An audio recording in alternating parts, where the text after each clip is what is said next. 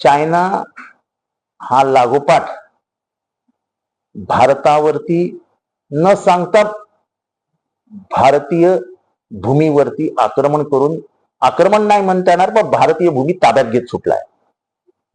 हे काळजी करण्यासारखं.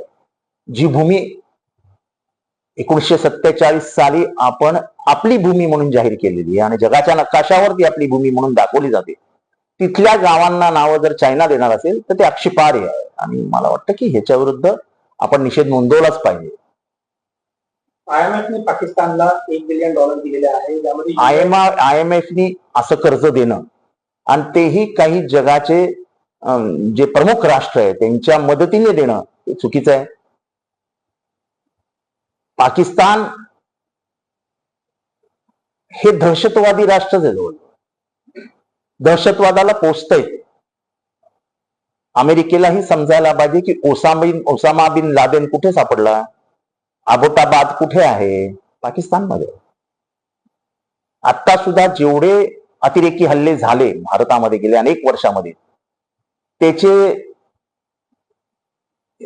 धागेदोरे कुठे सापडतात, पाकिस्तानमध्ये.